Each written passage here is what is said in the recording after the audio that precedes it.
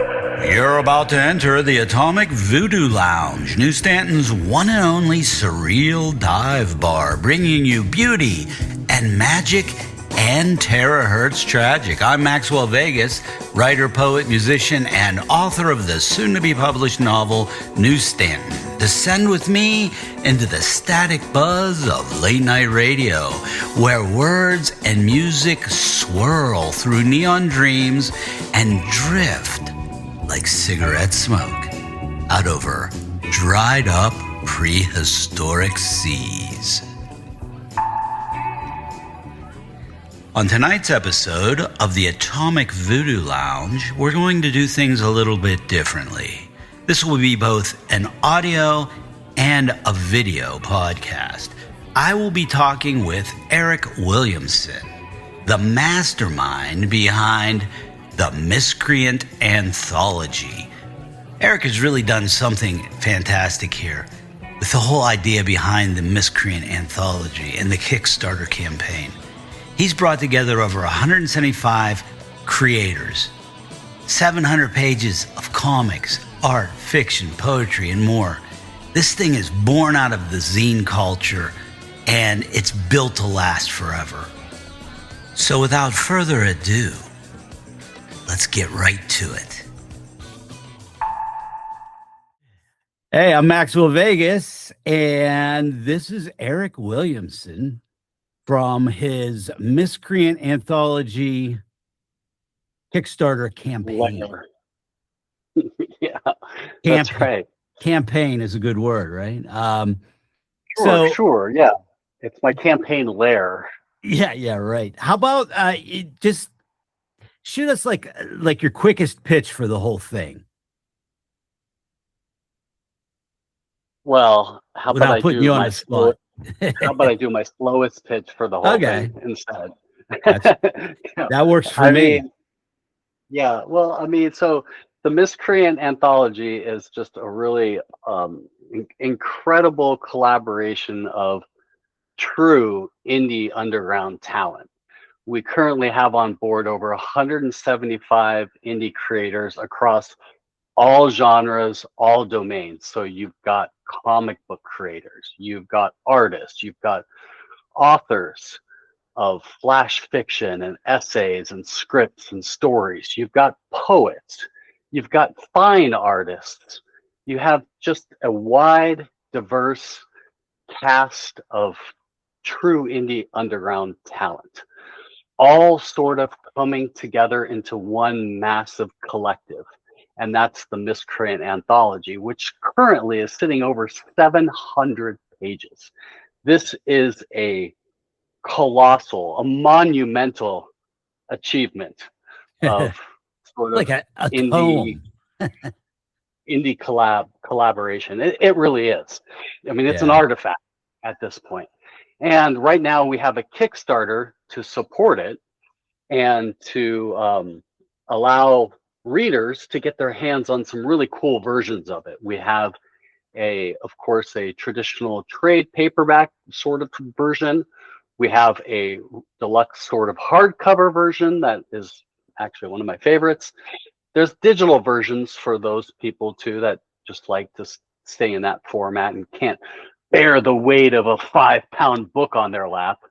And then there's also a really cool hand-bound sort of custom leather version that's being created individually, one by one, by our bookbinder, Emmeline Cray, who's based in Tucson, Arizona, just south of me, who is creating just a truly legendary sort of experience for those true collectors, for right. the people that want to have the epitome of indie DIY, hands-on, custom, hand-built from scratch, stitched, put together experience.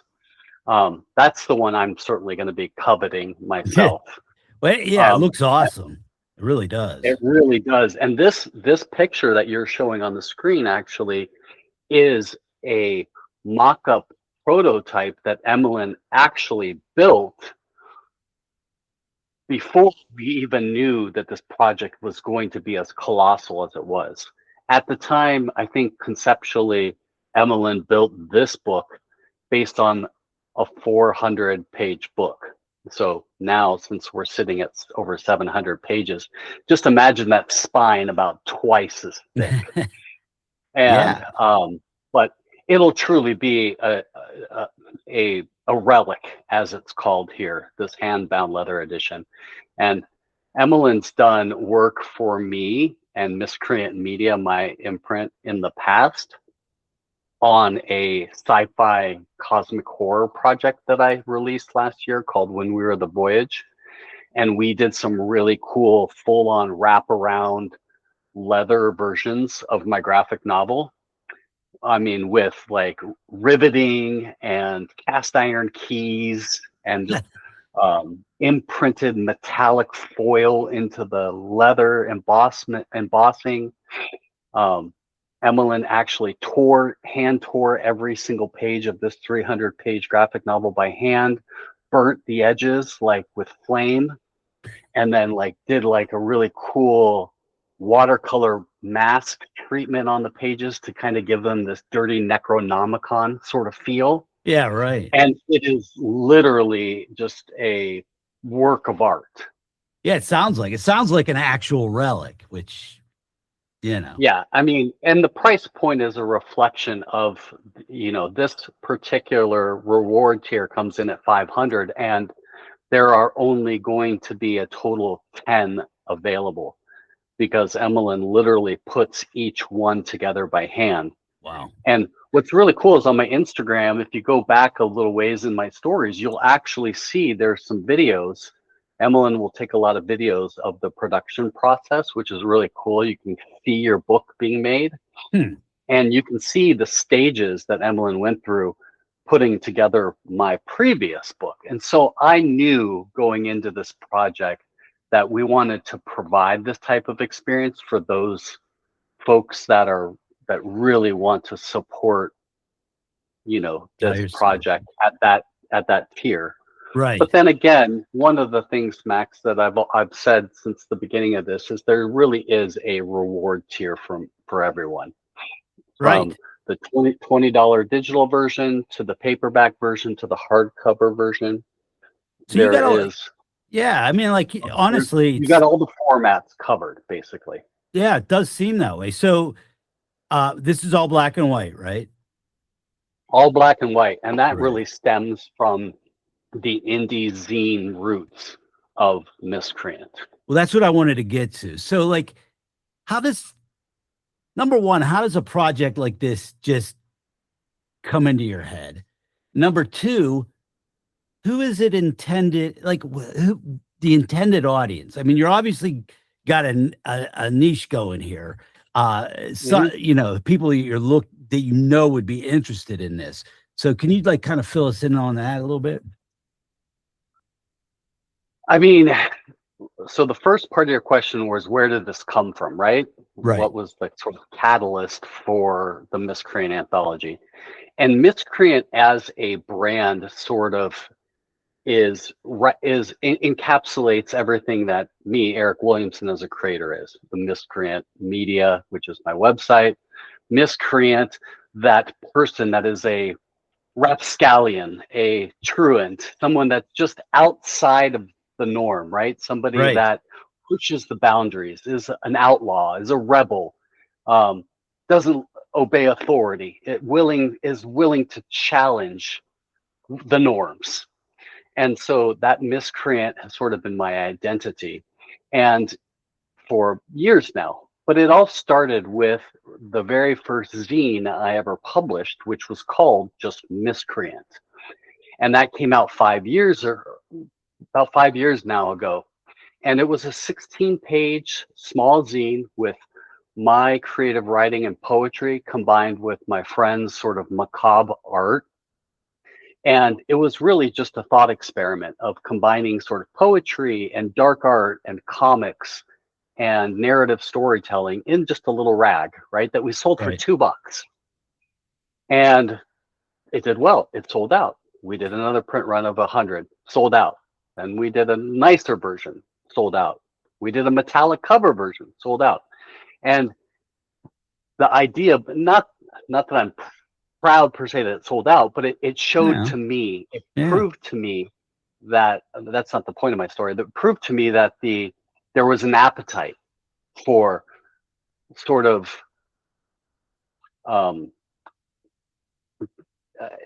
strange, unusual pairings of poetry and comic and dark art, fine art, eclectic font treatments, and just cool graphic design. Like just something that really didn't have a clean, clear lane, right?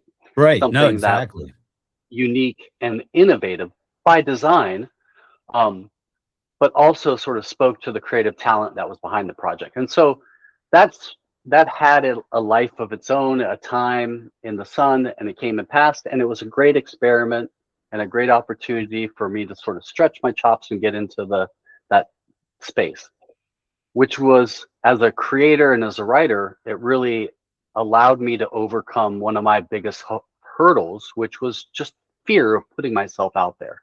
Yeah, that is a big fear.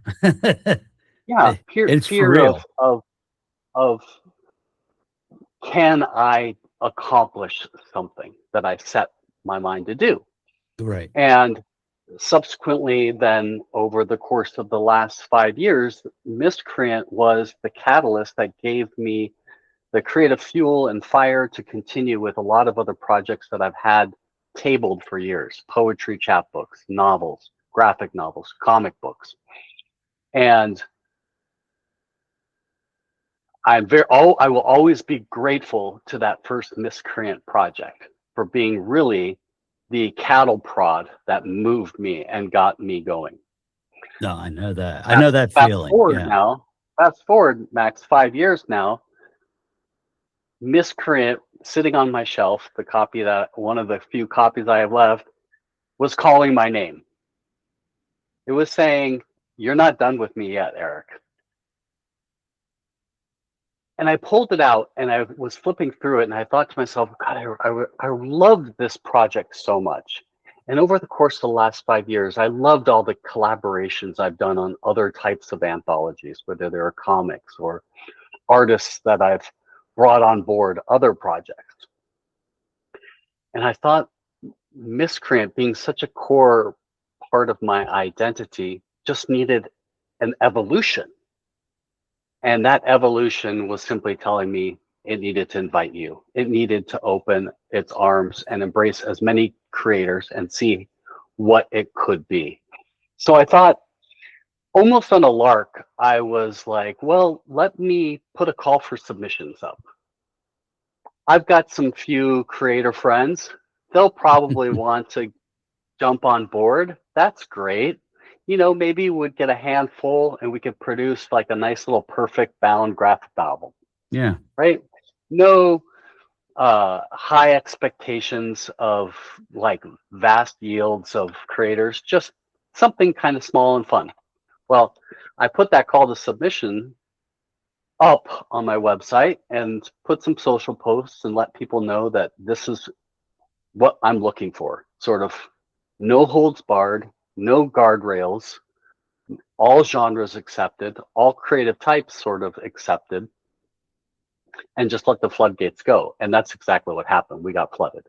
Yeah. And it was fantastic, absolutely fantastic to see so many creators like yourself come forward out of the woodwork, who I had never known, but who had, through word of mouth and social, had seen the call for submissions, had the idea of this anthology that allows you to create, express, and share without fear of failure,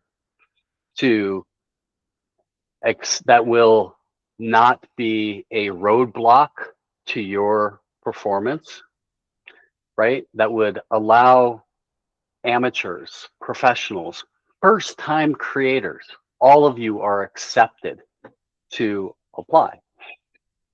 And I think it resonated with folks, and we just got some really incredible talented indie creators that just submitted across the spectrum. Yeah, I think So many entries. in a lot of ways, And, you know, and the anthology, it just grew yeah, it just because keeps there was growing. so much. But I Yeah. was kind of late to the game in the fact that, and you were talking about networking and whatnot, but Gabe Osley Hmm. talked to me and he's like, "Oh, did you see this?" And I'm like, "No." And that's how we, he alerted me to it, and then through the, we contacted you and whatnot. But that was close to the very end. But I think like for me, a lot of this is kind of nostalgic in a good way. It takes me back to like the '80s, which okay, but yeah, it takes me back there where like these things you could people made them, photocopied them. There was like with the hardcore scene and the punk scene, there was a lot of this Hmm. kind of stuff going around. Like the back of Thrasher magazine kind of stuff. So it was really like a no holds barred kind of atmosphere, and the way Yeah. everything is today is almost the opposite of that. If you want to be quote unquote traditionally published, traditionally accepted, all they really want is rehash stuff they can sell and maybe slap a plastic, makeover on it. Uh, People are not, at least in my humble estimation and my Mhm. experience, because I've been through it. People are not looking for fresh voices, even though they say they are. They're not looking for different perspectives, even though they say they are. I mean, those are the kind of the catchwords, but really all they're worried about is, can this thing be sold? And Right. and it creates a lot of number one, it creates a lot of disappointment in people just in general. And it creates Yep. this kind of, backlash where this kind of project is like, yeah, you know what? Who says what's important and what's not? We can say what's important for us. And that's why I really kind of appreciate this project and really kind of feel kindred to it, as something that, like you said, outside the periphery, we finally get a voice, get our stuff in there. And for a lot of people that are just starting out, even like with your little zine that you were talking about at the very beginning, that little push often is what people need. Yes. And it's hard to get. It's really difficult to get unless you're just lucky. And but there's so many people out there that have so much good stuff, musicians, writers, poets, all these people, and it's hard to get a voice, especially now. So I really applaud this effort. I really think it's something. How do you see this? Do you see this continuing? Um, Ideally, I think that there is a proven appetite for this, and everything. I think everything that you just said resonates on so many levels. In fact, I was just jotting down a couple notes from what you said because you hit on a lot of these sort of heart points for me that are important behind the essence of this project, the spirit of this project, which isn't measured by some capitalistic success metric. Right. And I love that. And that's why, specifically with this anthology, it is a creator owned, creator profit share driven initiative, which any other anthology that's just trying to take all of that prepackaged stuff you mentioned, all that plastic, they're just trying to wrap it in something that can sell so that they can pad their bottom line. Publishers are going to take their sort of 90% off the top, and the Oh creator yeah. is going to be left with crumbs. Maybe if they're lucky, they get a copy of the book, and then it's like, see you later. Right. Right. Yeah. And so the whole ideology behind this is that as a publisher myself, there's no publisher cut. I'm a creator just like you, Max. I get as much a share of this as you do. Like that idea repulses traditional publishers, right? Oh That's yeah. that that they want nothing to do with a model that benefits creators. that rewards creators, that finds genuine new voices and new talent that haven't been sort of monetized and siphoned and churned through their profit funnels. That's not the spirit of this. Right. As long as we cover the cost to print the books, I want to print the books. Right. That's it. You know. No, that's crazy. It's put that depressing. work. Yeah. I want to put that work into other people's hands. This isn't a nepotistic, gate-kept project.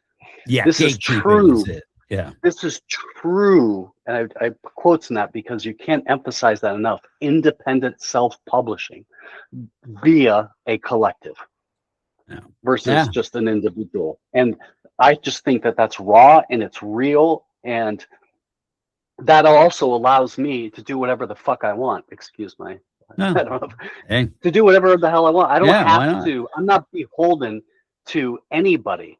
So I can invite anybody to the table, no matter how raw it is or how reckless it is. It doesn't matter.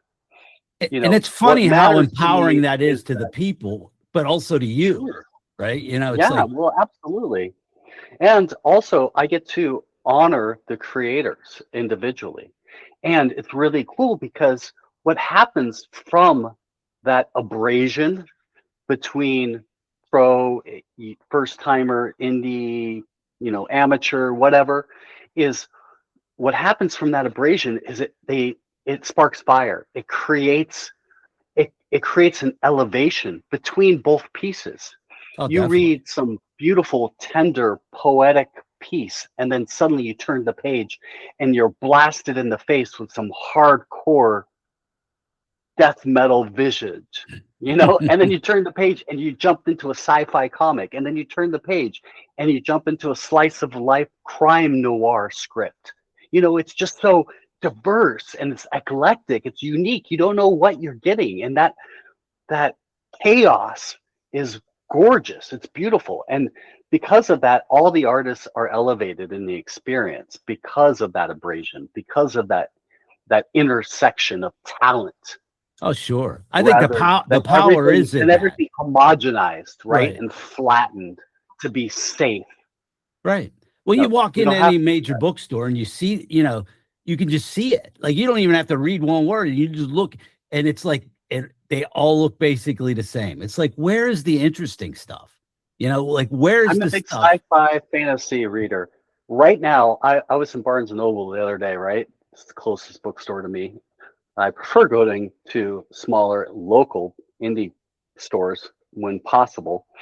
And I looked at the sci-fi fiction section. Every fucking book cover looked identical. Yeah. It just looked like cookie cutter bullshit on every single row. And it was so gross. And there was no differentiation. There was no personality. It was just all corporate speak. Grossness. And it was repugnant to me, especially having come off the trails of working on Miscreant and really getting into this headspace. You know, one of the things you mentioned too that I want to touch on, because it spoke to a heart point of mine, was, you know, going back to those old days, the Thrasher mag, the Mad Magazine, you know, just those old rags. Like, you know, I'm a child of the 80s as well, so like. When I think about even Miscreant, the original version 5 years ago, Origin, the origin goes back 30 years before that, when I was 10 years old, and my buddy and I, we wanted to copy Mad Magazine. We created our own magazine. We called it Dumb Magazine because, you know, we're smart 10-year-olds. Not? You know, we had Spy versus Spy in the back. We had all those cool black and white comics, and we would draw them, and then we took them down to Circle K, and we would get them Xerox. And we stapled them, and we went door to door and tried to sell them. And we actually sold one to this old lady for like a dime or a quarter, I forget.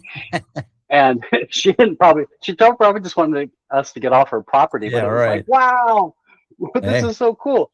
But it was like the spirit of just creating raw and sort of just reckless and there's a youthful element. But it really is. It was motivated by like that Thrasher punk rock sort of I mean, I could still feel DIY. the actual, like, it was like newsprint paper. It was like the Yeah, really cheapest paper pulpy. they could have possibly, got their hands on. And Yeah. I could just, yeah. Now that paper Takes me actually back. costs ridiculous amount to print on. Yeah. If you want to get your comic printed on newsprint, it's actually more expensive than on silk gloss, which is crazy. But yeah, I mean, I really love the diversity of the project. And so to answer your second part of your very first question was about the audience. Who do I think that this book is for? I don't really know. Like, I don't have a demographic profile of my book user. Right Like, now, yeah. who's going to purchase this book? Is it going to be men between 18 and 25 are the primary demographic who like comic books? Yeah, that might be one demographic. But what I've said is, if you're coming to this book because you love comic books and you heard that this was an anthology with comics in it, you will get your fill. Right. But what you're also going to get is all the other stuff you didn't know that you are about to fall in love with. Right. Right. And that's where the corporate model goes wrong. This big corporations and the overarching megalith of the publishing industry, they want all that information. They want you to come to them with, oh, this is exactly who this book is for. And my thing is, when you write a book, it's for anybody that wants it. They just don't know that it's there.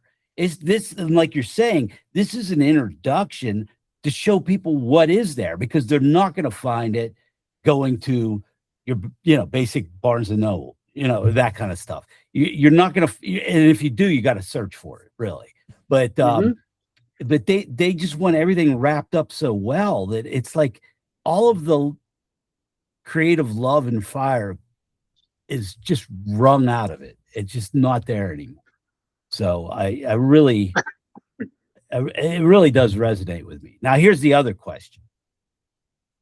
Well, you bring up a good point. Let me jump in before you ask that next question. While I still have that same thought in my brain. Yeah, no, I get it. Believe me, they go fast.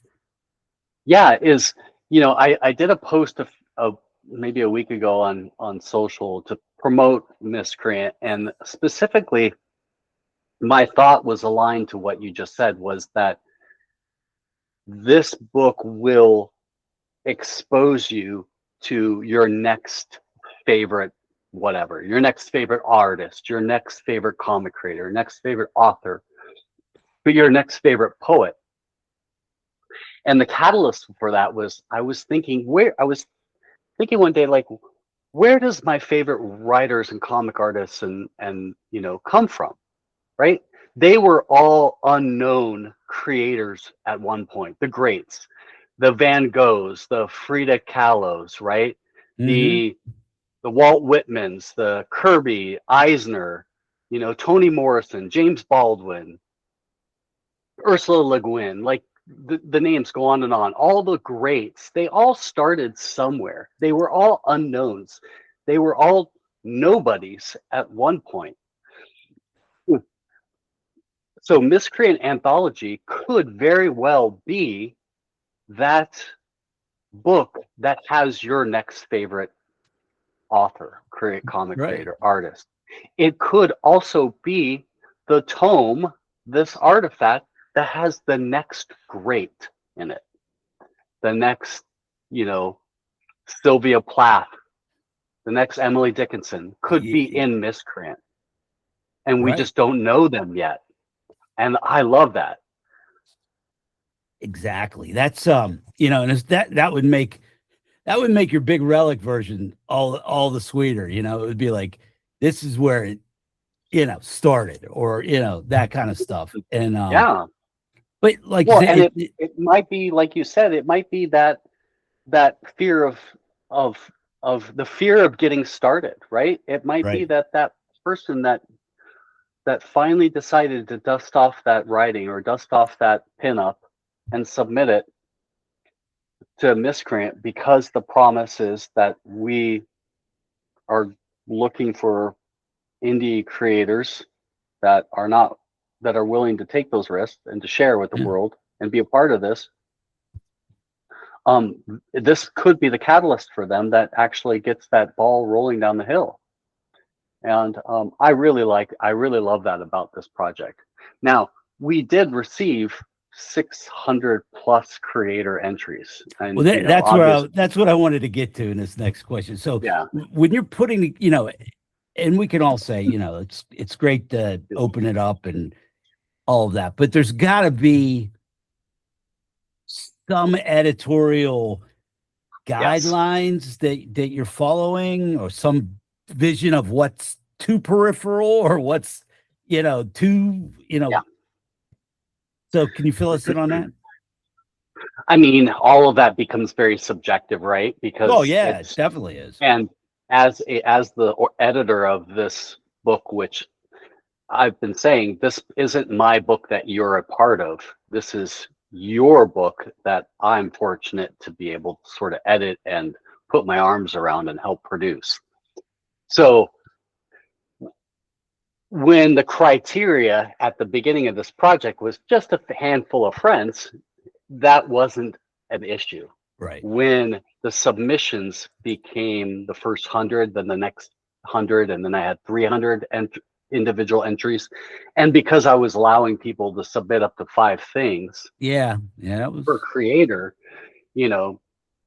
500 creators times 5. It got to be a lot, and I was like really clear early that I needed to put some sort of guidelines together for myself, because as much as I would want to produce a 5,000 page book with everything that was ever submitted in it, that wasn't realistic.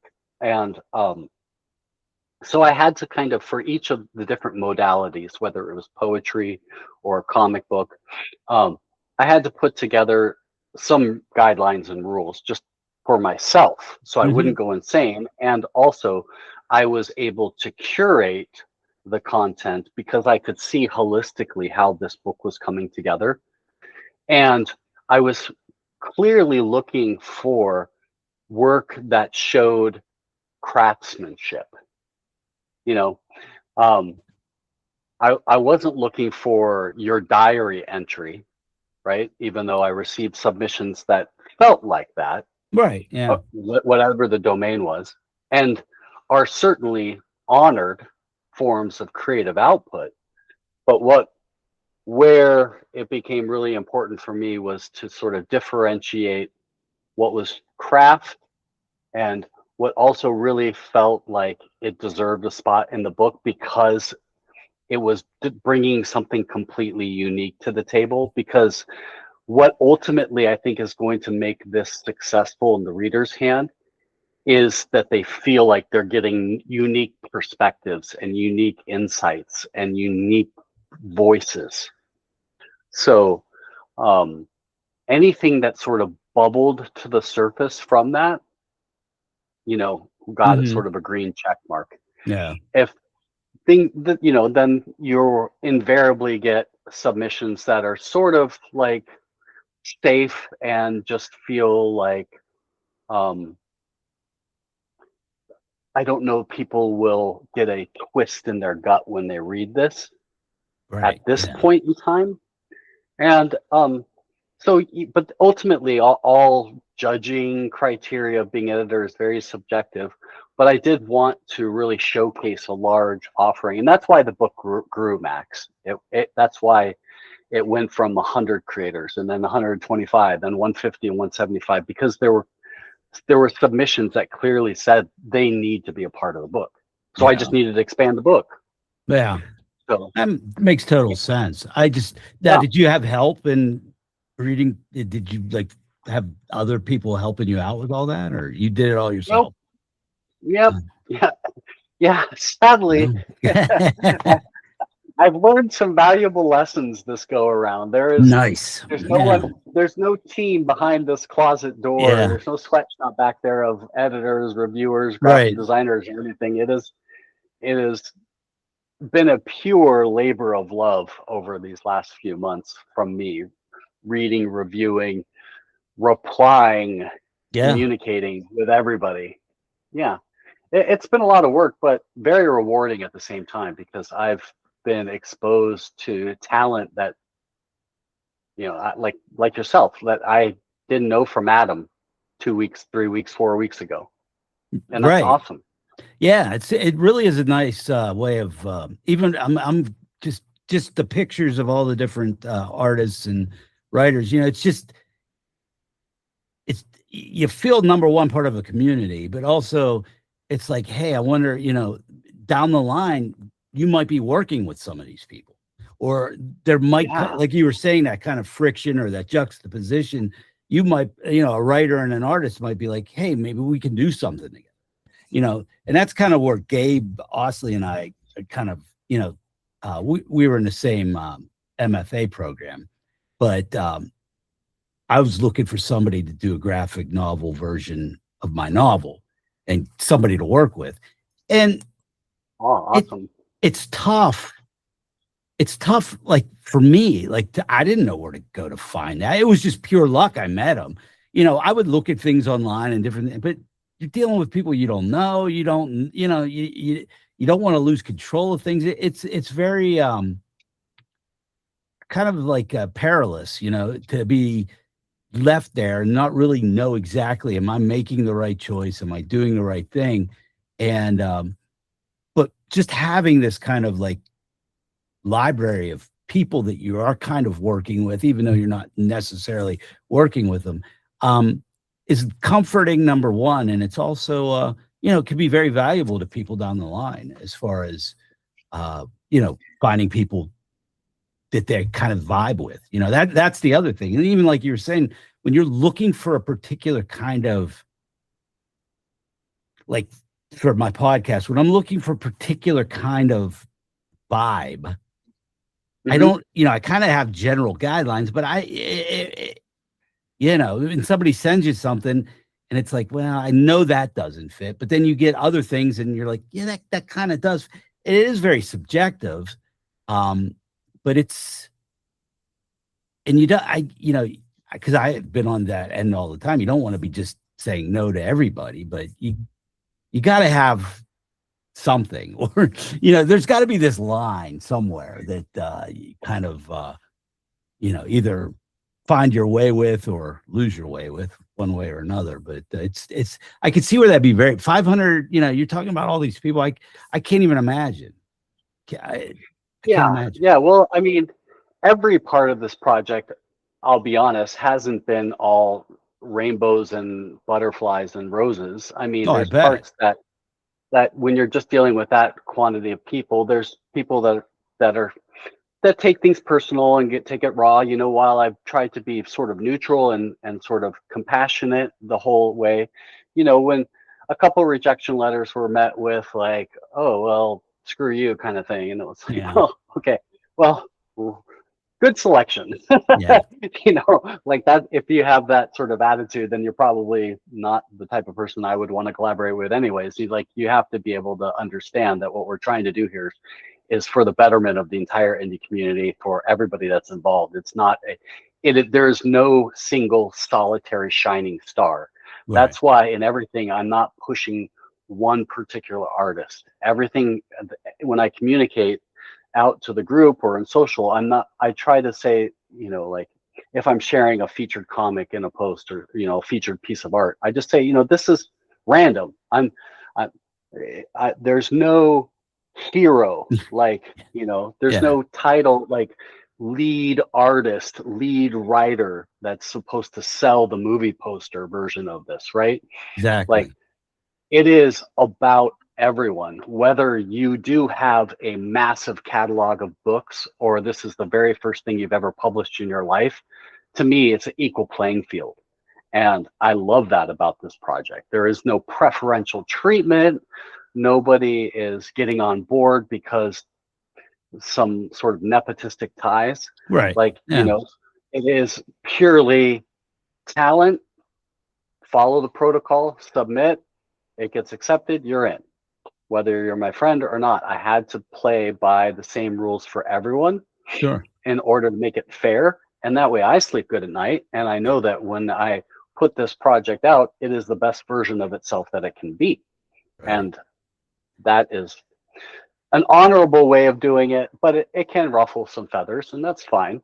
Yeah, but feathers get easily ruffled for some people, but I mean, nowadays, yeah, so tremendously easy, right? But yeah,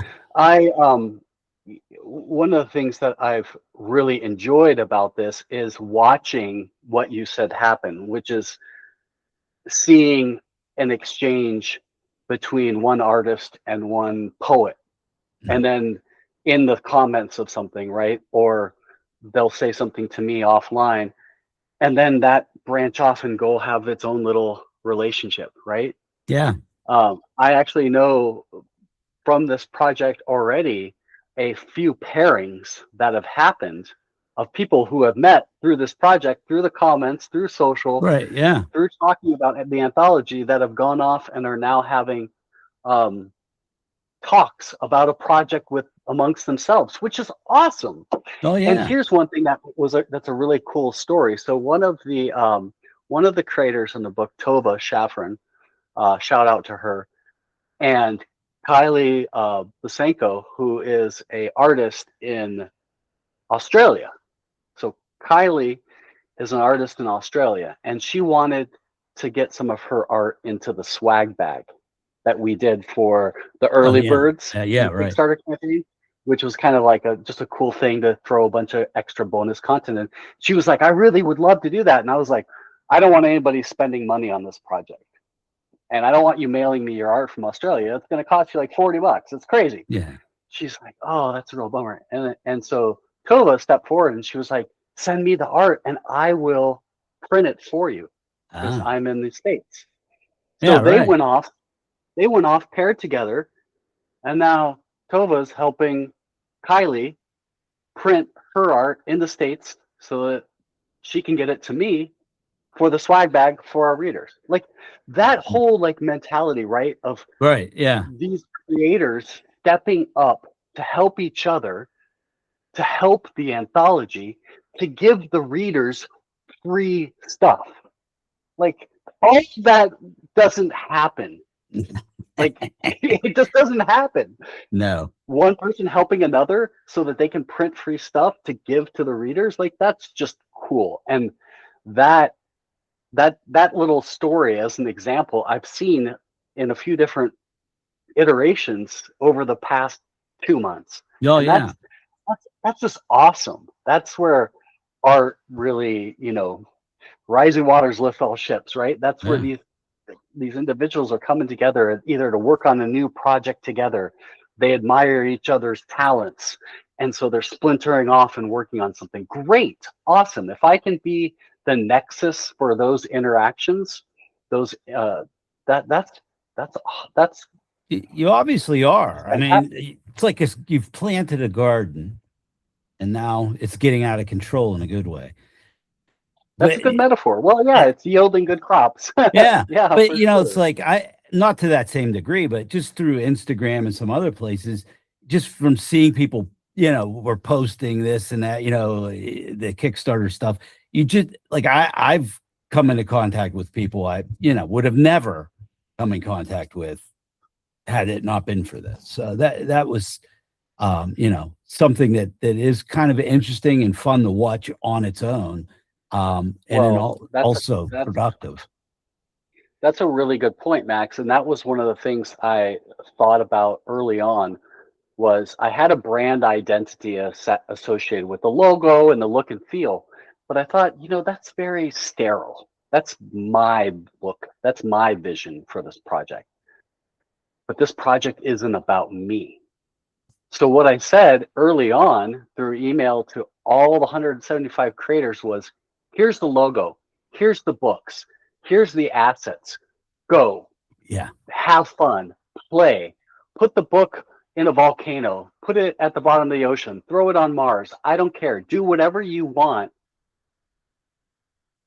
Your audience, your friends, your family, your friends, your loved ones know your voice. They don't want to hear my marketing speak. Yeah. So have at it. And a few of the creators really have embraced that. Oh And yeah, that's I've seen awesome. some interesting stuff that people have done. Yeah.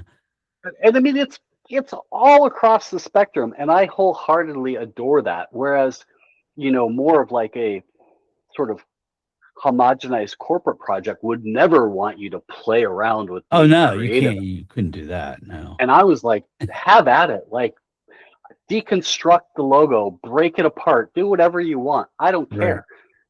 That's the essence of this project. Uh, Is it you have your voice? I want your voice to shine. And so early on, I started doing these Meet the Miscreant profiles, yeah. where Yeah. every Yeah. day Yeah. on social media, I would take the headshots and people would send, part of the submission process was, submitting a bio and your social and all that. So not your social security number, Yeah. your Yeah. social media. Oh, that's you know, already out there. Don't worry about that. right. And like headshots if you got in and stuff like that. So that um originally I thought, oh, I'll put that all in the book and it'll make a really nice sort of appendix, all these bios. But then, that's 175 people. That's going to be like a 50-page Yeah. appendix of bios. It's like not realistic.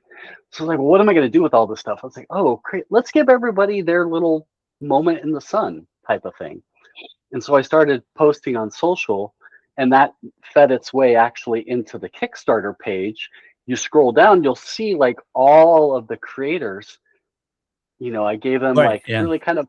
It was an opportunity for me to kind of riff on Sure. each of the creators, to kind of play with their bio, use their photo, and spotlight on everyone because there's such a diversity behind this entire roster.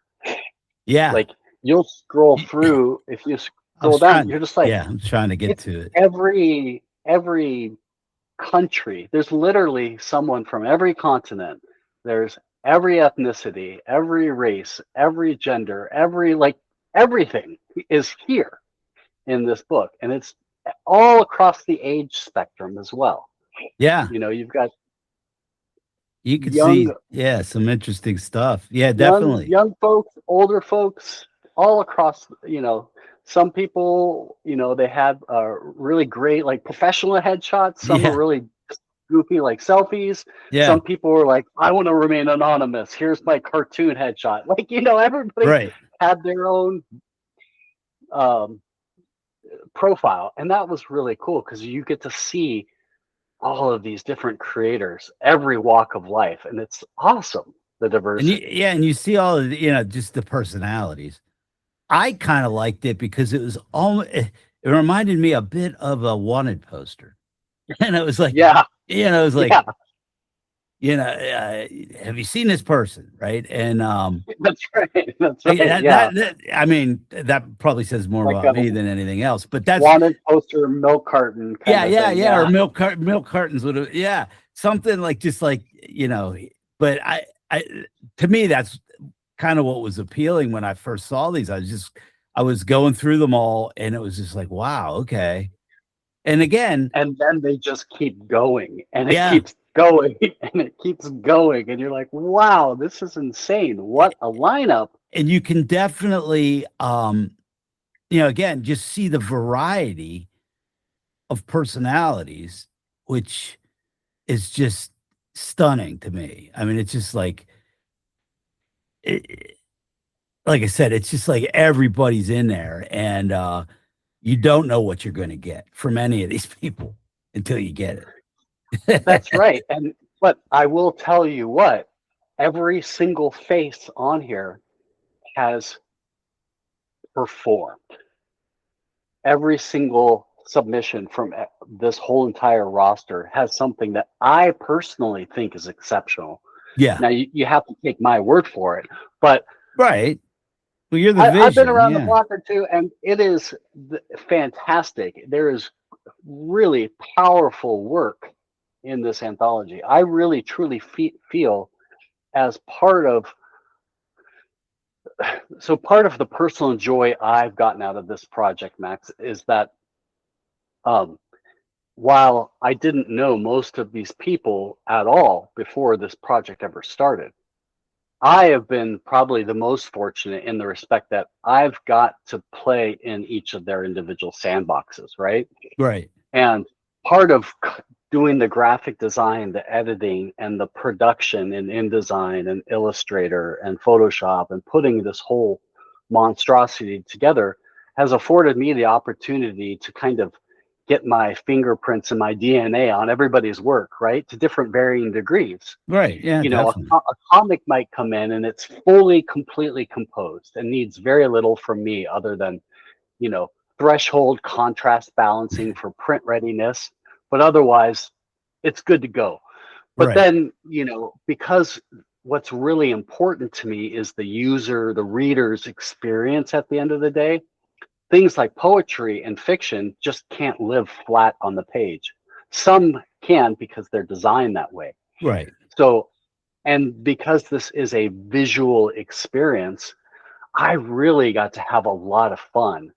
And I've heard nothing but overwhelmingly positive praise and feedback from the creators whose stories and poems I've graphic designed, right? I've added like really cool border treatments or inserted little graphical elements that elevate their story so that it feels like a produced work of art Right. rather than just a short story on the page. And you can see examples of that if you scroll up a little bit, Max, back to some of those, just to kind of have a visual for what I'm talking to. Go up to the spreads, the book spreads. There we go. Yes, so here you go. Here's some good examples. Scroll up a little bit more. So here, yeah, you get to see examples of like this first shot is a poem on the black, but then it's a poem, and that one is called uh, I can't see it from here. It's the superposition one. Yeah, so it's a really cool poem about science, Mm-hmm. and it has like all these waveforms in the illustration. Yeah. If you No, scroll up yeah, a I little can see that. further, you'll see like Nader's story there, the thirsty toad. Like it has really cool graphic elements and art inserts, Yeah. elements that elevate the story so that you're not just getting a 500 word flash fiction piece that's just black on white. Right. Every page is curated, designed, produced Now you to did all create of that. all of that. Yeah. All of that. Wow. Yeah, all of that. Now is that Yeah, is either that I what you do drew for it a myself. living, or is that what? Yeah, I mean, I Have do you been graphic trained in design. it? Not I mean, like, yeah, I'm not sure where you're coming from, writing or art or yeah, what have you, but yeah, um, yeah. I'm an artist and writer, not as my career, yeah, but I just it's something I've always done my whole life. right, But through the last 5 years of working with some very talented artists on graphic novels and comic books and things of that nature, I've really honed a lot of my digital skills, hmm, especially in InDesign and Illustrator. So I can do a lot of like cool vector stuff and do some really nice um, design. Like that picture of like the little knotted, twisted rope oh, above, there. right there. Like, you know, I just drew that on my tablet and then brought it over and put it in directly into the InDesign layout with like a really cool border treatment with a lot of different paint brushes. So I do graphic design and have been doing it pretty almost daily for like probably the last 5 years. Yeah, And so it's something that is really important to me as sort of the aesthetic element no, of I the totally understand page that. production. Yeah, So what we have here then is you really get a book that from a value proposition standpoint, you're getting your money's worth. sure, Every page really feels like a work of art. You know, this one right here, you see, yeah, you've got this Rossetti painting, which is, you know, public domain, hmm, 17th century Renaissance art, Rossetti painting. This is a poem submitted by Chavella about Rossetti's artwork. So it only made sense to pull the art in. Yeah, to why pull not? in Yeah. really cool make strokes that make that bottom fence, give it a cool design treatment, and graphic design the structure so that the visual hierarchy, your eyes move down through the painting, then it lands on her poem. You read the poem, which pulls you back up into the painting. And so I'm thinking about that, and it's almost like I'm having sort of like a little psychic dialogue with the creator as Yeah. I'm. And so when I share this with the creators themselves, they're like, "Wow, Yeah. that is not how I ever pictured my poem to be presented on the page. That is freaking awesome." And that's the experience our readers are going to have. They're going to be flipping through this, and just every page is going to leave them slack-jawed, I think. Yeah, I totally understand what you mean. Like for the podcast, when I get stories or even my own writing, like I like to put a little production behind it, whether it's music or whether it's, you know, but you are adding something to it. And, you know, it does produce kind of a new thing. You know, it's like the combination is, you know, each part, but it's a new thing. And it does elevate it, you know, like adding music and sounds to things, spoken word definitely bumps it into something else. It's same thing like the border treatments and the artwork. It feeds off one another and it creates an energy that just wouldn't be there alone. So that's certainly you know, some really interesting stuff here that you're doing, and you are getting your hands into the DNA of everything, which is great.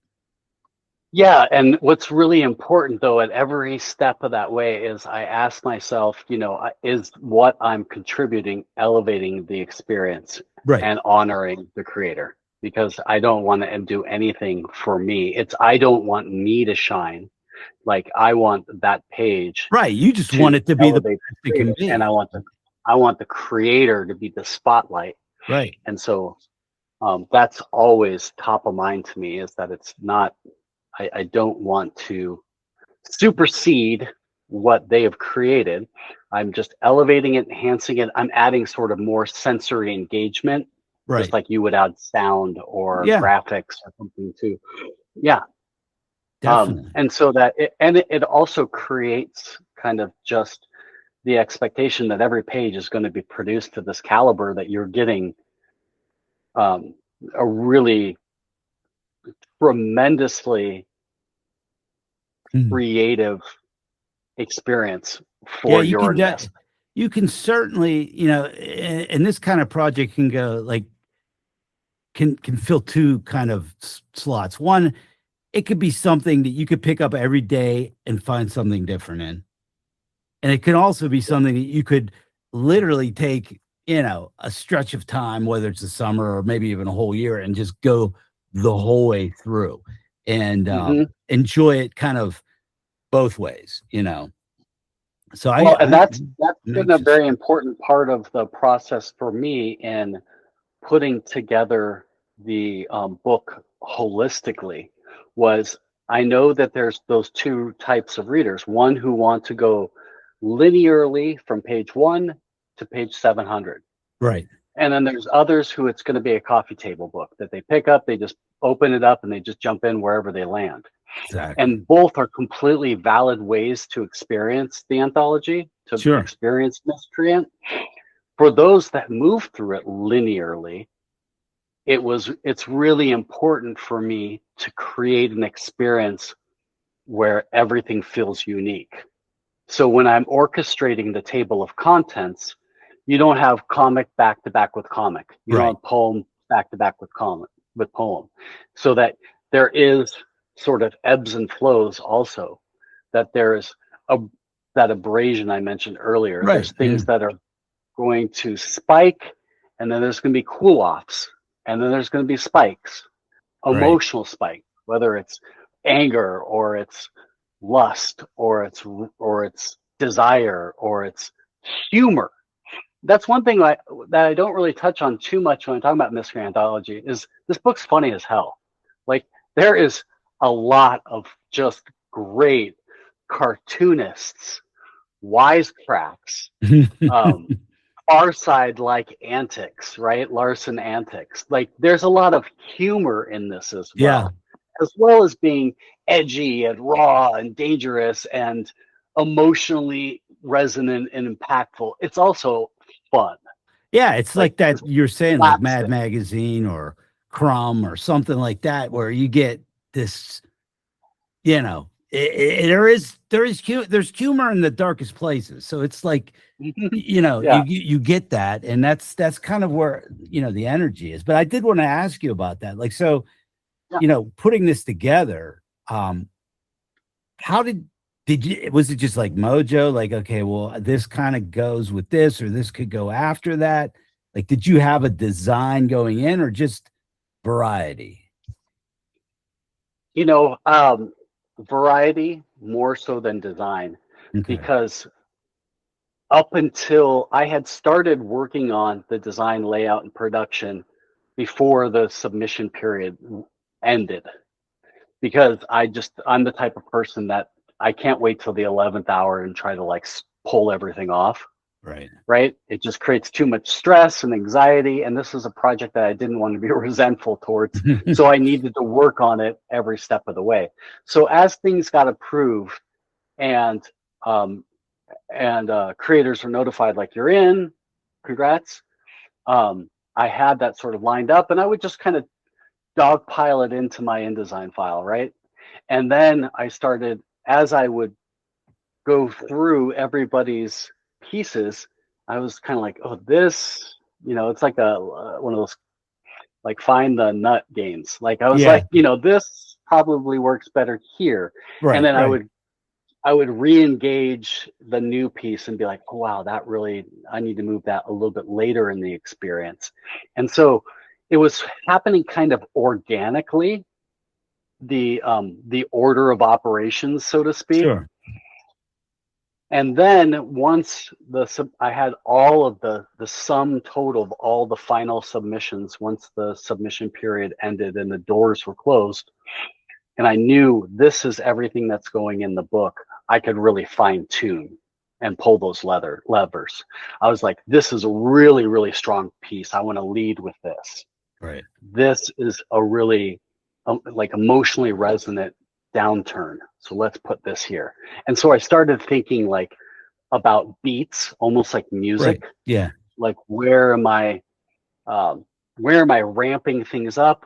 Where do I need, after something really raw, like I need to cool down, Right. and I need to put Yeah. something funny in just to kind of take the levity off, Right. or add some levity, I mean. But, and so I didn't necessarily have a clear vision. The anthology told me. Right. Yeah. Like, It's sort of like, yeah, no, how I to, totally understand what you mean by that. Cause, you know, there is that, you know, that idea of putting it together loosely as it comes along so that you don't feel overwhelmed, which is often how I feel. But, you know, and then there's that fine tuning, because you can totally change the feeling of something one way or another, you know, depending on what comes first and what comes second. And it all depends on, you know, like you said, like what you want, what your kind of overall feeling is. And you got to really do it the way you would perceive it. I mean, because the way I look at things is like, if I'm being true to myself, that comes across in one way or another, and other people are going to, they're either going to like it or not, but I think more than likely they will like it more than if you're trying to second guess everything, you know, in some kind of scientific formula. It's just not gonna work. well, yeah, and pieces have informed of their pieces, and Yeah. one particular piece I can think of specifically is we have an artist on board. His name is Helgrim, and his Meet the Miscreant's really crazy. He's got his face painted like a skull or something. Yeah. Okay, I've seen that. You've seen that guy, right? Yeah, Yeah, I've really, seen him. really, really cool dark art. It's really awesome. I love it. It's really edgy, but it's very, very like the craftsmanship of his inks and his design is solid. Love it. I just right away, as soon as I saw the submission come in, I'm like, done, in. This is Yeah. great. I love it. And then we had a writer who submitted a poem, and the poem was partially in German, and it was almost a children's bedtime fairy tale that you would tell your child. But the point of this guy Andrew Kohler's submission was that it was he was playing around with sort of the phonetics of the German tongue and telling this bedtime story to his daughter, and it had to do with like monkeys or something like that, and it was like beautiful but kind of eerie in the way it was presented. And so Helgrim had submitted this really kind of sort of demonic, like wolf creature, like really crazy, almost like the scariest version of Little Red Riding Hood you could imagine, right? And it was cool.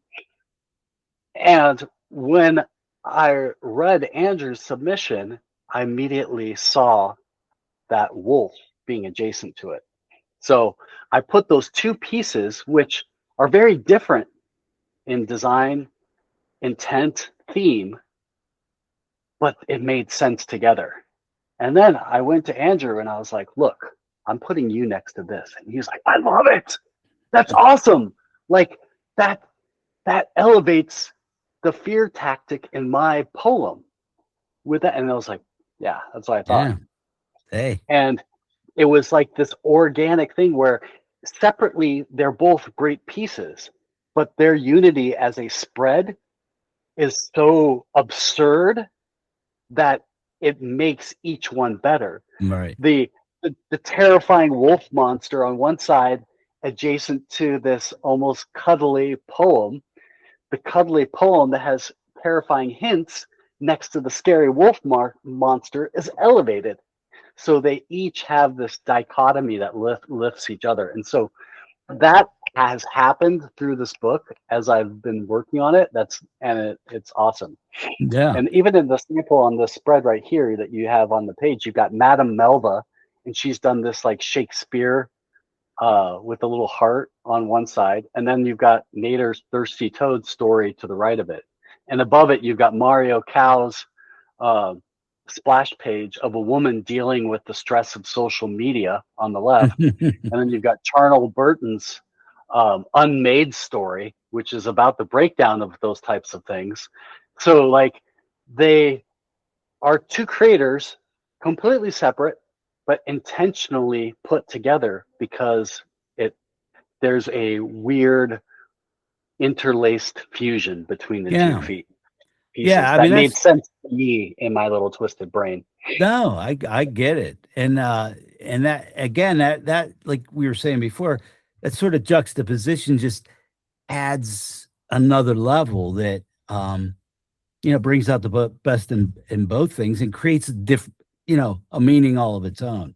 And I do agree, like, the idea of, I don't know, I guess there are people out there that are, so planned out in their mind, but I've found through art and music and writing that some of the best things come as sort of a synchronicity, just odd coincidences or meaningful coincidences that pop up, and maybe you just notice them because the time is right or whatever, but there's something to that, and I'll never figure it out, but there is something to that, kind of that feeling your way along, I think.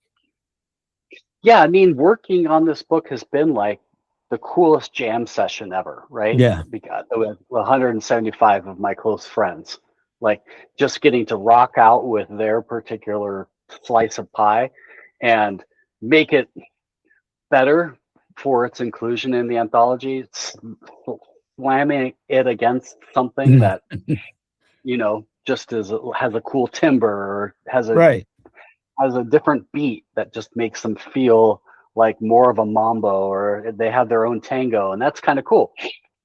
It's been a lot of fun. And the biggest challenge now over the last few weeks was just trying to get eyeballs on it, and Right. launching the Kickstarter because, it's a very competitive landscape out there, and, just trying to get people's eyeballs on this while, you know, at the end of the day, the Kickstarter is serving a purpose of allowing us the funds to print the books to get into the backers' hands. Right. Plain and simple. I mean, this is a very retail operation in that respect. Like, we put up the Kickstarter, you buy the book. If you buy the book, we have the funds to print it. We print the book and we send the book to you, and that's it. Anything left over gets divided amongst the creators. Simple, very simple logistically. And you did kind of well. Respect. Yeah, I mean, did you expect to do this well, or what did you expect, or didn't know? No, I wasn't quite sure. I knew that we had sort of like a numerical advantage with having 175 creators. You would think True. at Yeah. least 175 creators would be able to bring 175 people to the table. So, but I think with a project like this, you have different levels of like marketing skills, different levels of like social sharing skills, and you would think, and I've had some people opportunistically reach out to me like, oh, we can help you with your Kickstarter campaign type, Sure. Yeah. those leeches out there. And I was like, well, no, we got this, man. We don't really need the help. Like, these people, these creators, they've got their audiences and they will come. And we don't need to chase a monetary success, because there's so many people on board this project that, logistically speaking, the slice of the pie for everyone is relatively small. So it's Right, not, yeah. we know nobody's getting rich. What it is with this project is we are getting the work out. That's what matters. At the end of the day, whether I have $1 in my pocket or $100 in my pocket doesn't matter. Right. Like, what matters is if I can get this out to 124 backers and 100 copies of this book out into the world, or 10 copies of this book, or 10,000 copies of the book. The same love, TLC, work, process, all goes into it, no matter how successful it is. Right. Did the initial goal, would that then have been enough to print the whatever? I mean, like I'm not sure how all this works with the Kickstarter. Like as far, because like you'll see some, like I've looked around and you see some that are way over the goal, and then you see some that never make anything. And how much research did you have to do, I guess is what I'm asking you to I mean, like I come up mentioned, with this that. the goal here is really arbitrary. I'll be 100% honest. Like, there are campaigns on Kickstarter where they are literally trying to fund manufacturing of a board game or something, right? Or their movie or their album or whatever it is, and they have hard costs and they have a legitimate like goal that they need to reach before they could even begin. Right. We're not in that position. We're beginning regardless. Like, we could still produce this book without Kickstarter. Like, it doesn't matter, right? So Kickstarter requires you to have a goal. I wanted to put a goal in that seemed realistic, of course. Right. But at the same time, I didn't want to put in our goal is $1, right? I mean, like, we want to have something that at least feels realistic. But that's why none of my messaging has really been about like, we're 4x our goal, because the goal is arbitrary. Because we're not trying to build inventory of books. I don't need a bunch of Miscreants sitting around my house. We're producing books based on demand. Exactly. Simple. Okay, I get it. So, yeah. So if we get 1,000 backers tomorrow, then we print 1,000 books. That's great. If we have 124 backers like we do right now at the end of the next 9 days, then we print 124 books. That's it. Simple. So you got 9 more days for the Kickstarter, and then what's the next step?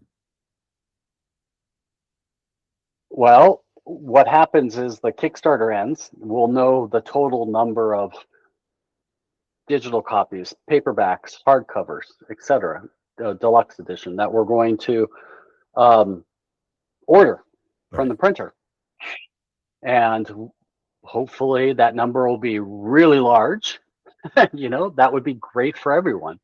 I think the more books that we can get printed, the more backers we get, means that every creator on board this project just gets that much more eyeballs on the collective work. Right. Yeah. Right. So then we send the files off to the printer. It typically takes, just here's a little peek behind the curtain running a Kickstarter campaign. It takes Kickstarter 2 to 3 weeks to pay out the funds that you've received from your pledges. Not all pledges go through, right? Yeah. People have failed credit cards. Some people back out the last minute. Some people dispute the charges. Like, there's always some little shenanigans from a small percentage of the backers that doesn't actually convert into an actual sale per se. That just happens. Kickstarter takes 9% between Kickstarter and their credit card processing partner Stripe. They take, so just looking at that number, that $1,163 of that is off the table. Right. That's Kickstarter's profit. That's what they get for giving you this platform. That's their share. They take their cut. Then you get taxed. Then you, once all the credit cards have gone through, they give the funds to the creator. That's what we will use to place the print order. And our print partner is Mixam.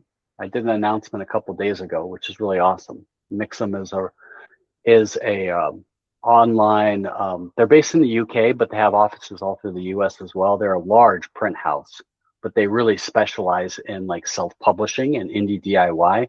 Okay. And I've had a good working relationship with them with Miscreant Media on the last 3 or 4 books I've done. So they understand my needs, right, which is to produce a massive 700-page book, which some print houses can't handle. It's too big. And that's awesome. So I needed a print partner that could come to the table and commit, we can fulfill the scope of this book. And so we've got them already lined up. They know that we're coming. In fact, they've been so excited about this project that they've started to promote Miscreant Anthology as of 2 days ago on their stuff, on their socials. Nice. As our print partner, which is great. And so then we send all the final print assets to the printer. They print the books. That can take probably between 2 to 4 weeks to get those books printed. So those will be the trade paperbacks and the hardcovers. Then they get shipped to me. And then I get the fun job of putting those in boxes and mailing them to everybody. Oh, there you go. Which is going to be nuts. But I love that. I love it. That's actually my favorite part. I love when the freight shipment comes in and the pallet crashes down and it's like, here's your books. And that's what it'll be like. It'll be hundreds and hundreds of pounds of Miscreant Anthology on my driveway. Well, you better start lifting weights. So I mean, that's so fun though, because I get to personalize the books, and I as I'm packing them, and I get to shrink wrap them and bubble wrap them and put them in the box. That's a lot of fun. I enjoy it. Nice. Well, that's fun. Then are you going on vacation after that or what? Yes. Yeah. I'm going to take a much needed rest. This has been a very all-consuming project. I can bet. It has really been something that has been, for the last 2 months especially, something that I wake up thinking about, I go to bed thinking about. Every day, not only am I working on the book itself, but I'm producing online media, social media ads. I'm producing content. I'm engaging the creators. I'm engaging prospective backers. It has been a all-consuming project, but I've enjoyed every moment of it. So that's cool to me. Well, I don't mind the work. You can tell from the production value of all the stuff you do. You can tell that you enjoy it, right? It's like that energy comes through. And I think that's that also is what a lot of people pick up on. It's like, yeah, like I got that too. I want to do that too. I want to be part of that. And I think it's a tremendous job. Anything you want to leave everybody thinking about? Well, I mean, I just hopefully listening to this great conversation with Max, your interest is further piqued. There is definitely a reward tier that's right for you. We specifically did this after taxes so that if you had your refunds, you'd be able to jump on it. Right. If you didn't, you'll still jump on it because you're going to realize what a cool project. You don't want to miss out on it. Right. And, the paperback, it's super reasonable. And we also, it's $75, I think, for the paperback. It's 700, almost 750 pages. Like, yeah.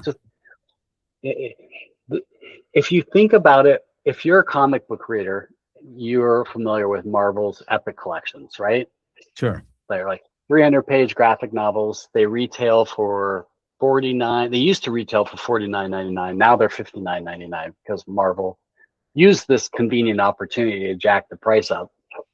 It's $60 book for a Marvel Epic collection. This is almost 3 Epic collections combined, right? Right. So, I mean, the value is there. You're going to thoroughly love having Miscreant on your shelves. Oh, I can't encourage wait. People to back it. I personally love hardcovers. I'm a big hardcover nut, so yeah, I've got that lined up for my shelf. I've got my hardcover already. It's got its spot ready to go. I got mine, and I want to thank you for the project and for your great conversation and getting to talk to you. I mean, I know we've emailed back and forth a bit, but again, you find these. At least for me, I find these people that I'm meeting, like you and Gabe and a bunch of it. It's sort of like I'm meeting somebody that's in tune with what I'm thinking and the way I'm going. And like I said, you can get discouraged because if you're just looking in the mainstream glossy world of Target and all that stuff, you're not going to find that. And it's really refreshing when I do find people that I'm like, maybe I'm not as alone as I thought I was, but we're just we're and you're bringing it all together here, so I can't thank you enough. Well, I think I think that our watchers of this are really going to enjoy reading Max's story inside Lullaby. It's really cool. Hope it doesn't put him to sleep. Yeah, I mean, well, I don't think it's going to put him to sleep. I think they're going to have some great emotional impacts with it. I think it's great, and it was nice to have your inclusion in there. I know that you've worked with Gabe on the past on comics, and originally you guys were going to submit a comic together, but then you sort of each did your own thing, which was cool. And so it's nice to see. In fact, there's a few submissions in here, which is writing from artists. Art from writing, which is cool. It's like Austin Ackert, who is a local artist here in town. I don't know if you know Austin. He submitted a piece which was very divergent from anything that he does. Like, he's very talented artist. He does a lot of like work with on trading cards, and he's done some deals with Topps, and he has his own comic books, and he's very kind of a gonzo artist. He's really crazy, but he loves poetry. So he took his art stylings and submitted a poem, but it's all visually artistic poem. And I love that because it was like Miscreant afforded him the opportunity to do something that was outside of his traditional lane that sells when he goes to cons and when he does table events. Yeah. Here was a platform for him to do something else that's a little divergent. Yeah. And I find people like that all the time. It's like there's so many people I come into contact with, that are into writing or they're into music, but then they're also into photography. They're also, there seems to be and I never really realized that too much, I don't think, before, but in the last few years, I've really come to see, like there's a lot of people out there. One of the big people, I think of is Andy Summers, a guitarist for the Police. He's a pretty accomplished photographer. And, you think, wow, like people just don't have this one thing that they do, even if they're just known for that, they have other interests, and it's fun to see that. Yeah, well, I mean, that's really cool. It was awesome to see, like, it would have been safe for us to publish Max and Gabe's story. But then to separate and have Gabe do his own thing and Max do his own thing, and then those both get in, that's cool. Yeah. Right?